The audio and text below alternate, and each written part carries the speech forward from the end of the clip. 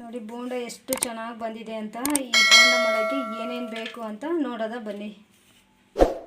ಬೋಂಡ ಮಾಡೋಕ್ಕೆ ಏನೇನು ಬೇಕು ಅಂತ ಒಂದ್ಸರಿ ತೋರಿಸ್ತೀನಿ ಬನ್ನಿ.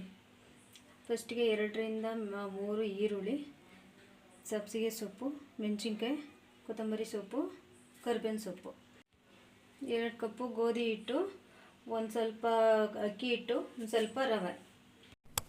ಈಗ ಒಂದು ಪಾತ್ರೆ ತೊಗೊಂಡಿದ್ದೀನಿ.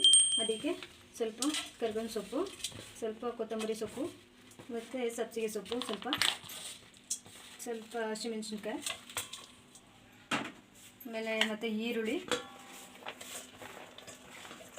ಹಾಕ್ತಾ ಇದ್ದೀನಿ. ಇವಾಗ ಅದಕ್ಕೆ ಇದನ್ನು ಈರುಳ್ಳಿ ಎಲ್ಲ ಬಿಡಿ ಬಿಡಿಯಾಗಿ ಬಿಡಿಸ್ಕೊಳ್ಳೋವರೆಗೂ ಸ್ವಲ್ಪ ನೀಟಾಗಿ ಮಿಕ್ಸ್ ಮಾಡ್ಕೊಳ್ಳಿ. ಇದಾದಮೇಲೆ ಈಗ ಕಡಲೆ ಹಿಟ್ಟು ಹಾಕ್ತಾ ಇದ್ದೀನಿ. ನಾನು 2 ಕಪ್ ತಗೊಂಡಿದ್ದೀನಿ. ನಿಮಗೆ ಬೇಕು ಅಂದರೆ ಇನ್ನೂ ಒಂದು ಸ್ವಲ್ಪ ತಗೊಳ್ಳಿ. ಮತ್ತು ಸ್ವಲ್ಪ ರವೆ ಹಾಕ್ತಾ ಇದ್ದೀನಿ, 1 ಸ್ಪೂನು. ನೋಡಿ 1 ಸ್ಪೂನು ಅಕ್ಕಿ ಹಿಟ್ಟು ಹಾಕತ್ತೀನಿ.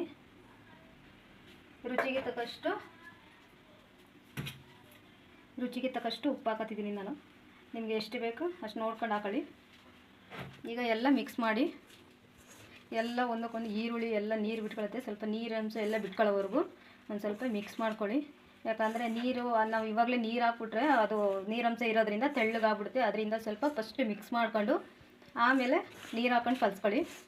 ಹಿಂಗೆ ನೋಡಿ ಈರುಳ್ಳಿ ಎಲ್ಲ ಬಿಡಿ ಬಿಡಿಯಾಗಿ ಈರುಳ್ಳಿಗೆಲ್ಲ ಹಸಿಟ್ಟು ಅಂಟ್ಕೋಬೇಕು. ಹಿಂಗೆ ಈ ಥರ ಮಾಡ್ಕೊಳ್ಳಿ. ಈ ಥರ ಮಾಡ್ಕೊಂಡ್ರೆ ಹಿಟ್ಟು ಎಲ್ಲದಕ್ಕೂ ಒಂದು ನೀಟಾಗಿ ಹಿಂಗೆ ಅಂಟ್ಕೊಳ್ಳುತ್ತೆ. ಹಿಂಗೆ ಈ ಥರ ಈರುಳ್ಳಿಗೆಲ್ಲ ಹಿಟ್ಟು ಅಂಟ್ಕೋಬೇಕು. ಹಿಂಗಾದಾಗ ಇವಾಗ ಸ್ವಲ್ಪನೇ ನೀರು ಹಾಕೊಂಡು ಕಲಿಸ್ಕೋಬೇಕು. ಇವಾಗ ನೀರು ಹಾಕತ್ತೀನಿ ನಾನು.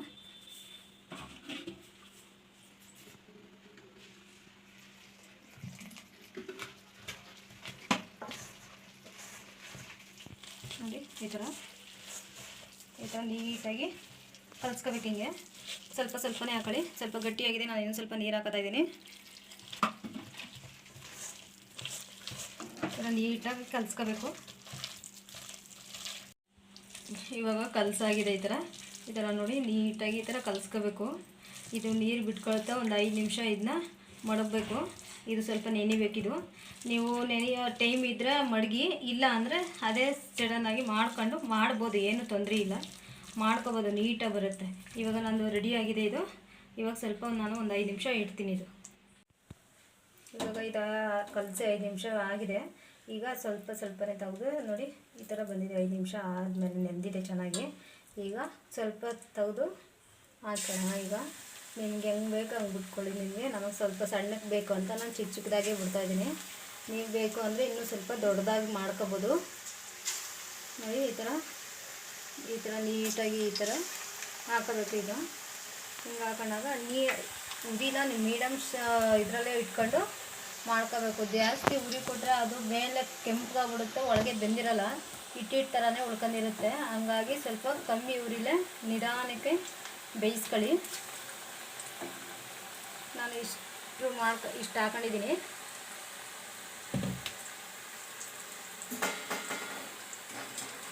ನೋಡಿ ಹಾಕಿದ ತಕ್ಷಣವೇ ತಿರ್ಗಾಕೊಟ್ರೆ ನೋಡಿ ಎಷ್ಟು ನೀಟಾಗಿ ಬರ್ತಾ ಇದೆ. ಈ ಥರ ನೀಟಾಗಿ ಬರಬೇಕು. ಈ ಥರ ಸ್ವಲ್ಪ ಬೇಯಲಿ ಚೆನ್ನಾಗಿ. ಮೀಡಿಯಮ್ ಉರಿ ಇಟ್ಕೊಂಡೆ ಬೇಯಿಸ್ಕೋಬೇಕು. ಜಾಸ್ತಿ ಉರಿ ಹಾಕ್ಬಿಟ್ರೆ ಬೇಗ ಮೇಲ್ಗಡೆ ಕೆಂಪಾಗ್ಬಿಡುತ್ತೆ, ಒಳಗಡೆ ಎಲ್ಲ ಹಂಗೆ ಹಸಿಟ್ಟು ಥರನೇ ಇರುತ್ತೆ. ಹಂಗಾಗಿ ಸ್ವಲ್ಪ ಕಮ್ಮಿ ಉರಿಲಿನೇ ನಿಧಾನಕ್ಕೆ ಬೇಯಿಸ್ಕೊಳ್ಳಿ.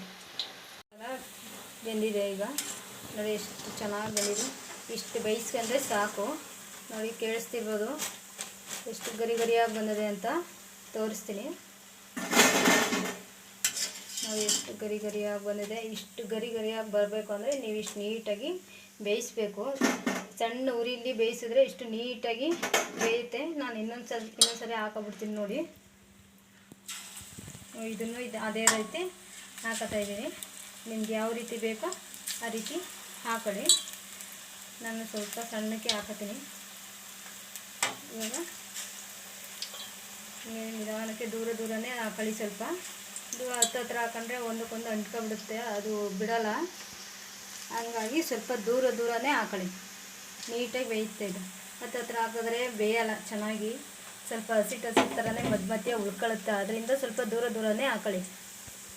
ಇದೇ ಥರ ಎಲ್ಲನೂ ಬೇಯಿಸ್ಕೋಬೇಕು ನೋಡಿ. ಹಾಕಿದ ತಕ್ಷಣ ಹೆಂಗೆ ಮೇಲೆ ಬರ್ತೈತೆ ಇದು, ಇದೇ ಥರ ಎಲ್ಲನೂ ಬೇಯಿಸ್ಕೊಳ್ಳಿ. ನೋಡಿ ಬೋಂಡ ರೆಡಿಯಾಗಿದೆ. ಎಷ್ಟು ಚೆನ್ನಾಗಿ ಎಷ್ಟು ಗರಿ ಗರಿಯಾಗಿ ಬಂದಿದೆ ಅಂತ ತೋರಿಸ್ತಾ ಇದ್ದೀನಿ ನೋಡಿ, ಎಷ್ಟು ನೀಟಾಗಿ ಬಂದಿದೆ ಅಂತ. ಇಷ್ಟೇ, ಇದು ಬೋಂಡ 10 ನಿಮಿಷದಲ್ಲಿ ಆಗುತ್ತೆ ಅಷ್ಟೇ. ನೀಟಾಗಿ ಮನೆಯಲ್ಲಿ ಮಾಡ್ಕೋಬೋದು. ನಮ್ಮ ಚಾನಲ್ನ ಯಾರೂ ಸಬ್ಸ್ಕ್ರೈಬ್ ಮಾಡ್ಕೋತಾ ಇಲ್ಲ, ಸಬ್ಸ್ಕ್ರೈಬ್ ಮಾಡ್ಕೊಳ್ಳಿ. ಇದೇ ಥರ ವೀಡಿಯೋ ಮಾಡ್ತಾ ಇರ್ತೀನಿ. ನೆಕ್ಸ್ಟ್ ವೀಡಿಯೋದಲ್ಲಿ ಸಿಗೋಣ.